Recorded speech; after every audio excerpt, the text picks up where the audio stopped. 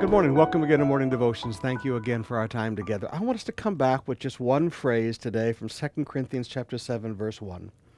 Paul said, "Make room in your hearts for us. We have wronged no one. We have corrupted no one. We have taken advantage of no one." Now look at that first phrase. Make room in your hearts for us.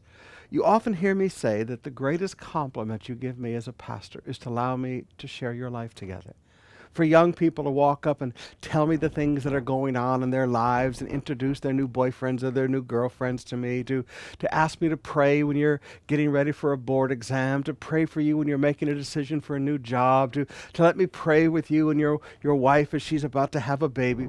Allowing me to be a part of your life and know the joys and things that are going on in your life. This is the greatest compliment, the greatest joy that you give Sister Bev and I. But I want you to notice he said you had to make room in your hearts for us. Now, I've been your pastor for 40 years. I've watched people whose hearts became so full of themselves, like Demas, he had to be first, Paul talks about. They become so full of themselves. They become so full of their accomplishments. They become so full of who they are. And when you sit down and talk with them as a pastor, you realize there is no more room in their heart for me. And you wonder how much room there's still in their heart for God.